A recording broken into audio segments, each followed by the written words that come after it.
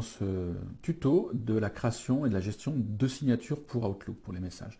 Alors, comment est-ce qu'on accède aux signatures? C'est directement une fois Outlook lancé, en cliquant sur cet onglet Fichier, et ici, en allant dans les options. Et une fois qu'on est dans les options, on va aller dans les options de courrier, puisque la signature s'adresse au courrier.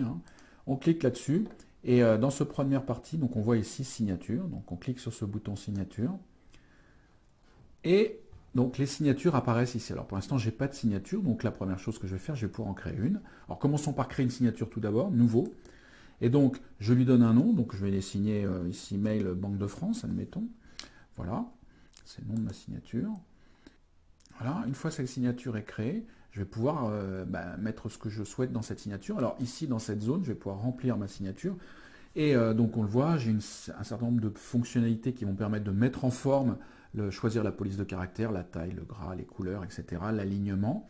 Donc ça, c'est les éléments basiques. On a aussi la possibilité d'insérer la carte de visite Outlook. Si vous avez dans Outlook, dans les contacts Outlook, votre carte de visite, vous allez pouvoir l'insérer, insérer une image, insérer un hyperlien.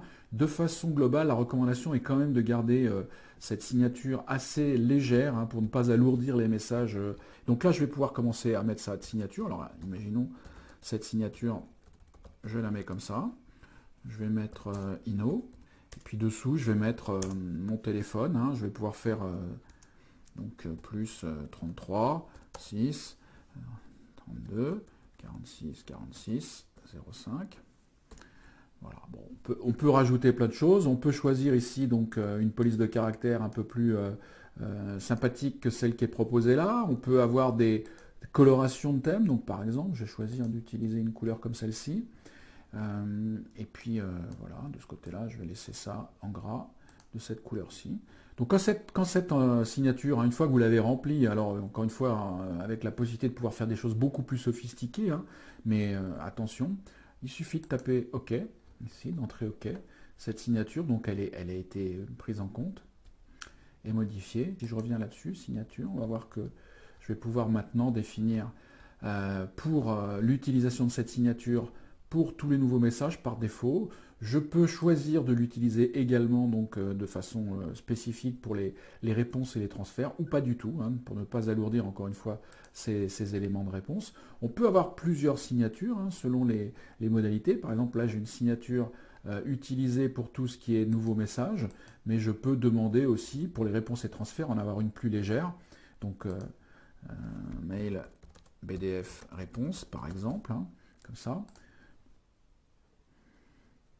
Et cela, et dans ce cas-là, admettons, je vais mettre quelque chose de plus simple, Patrick Barrière, juste mon nom. Voilà. Et celle-là, je vais l'utiliser pour les réponses, uniquement, pour alléger. Je ferme, et donc maintenant, si je crée un nouveau message, on va le voir automatiquement, ce message va comporter ma signature d'office. Donc voilà.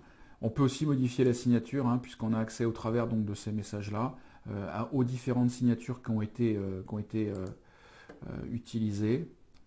Et donc on peut changer en dynamique, par exception, si on le veut, on peut changer cette signature directement depuis la fenêtre de composition du message. Ce tuto est maintenant terminé.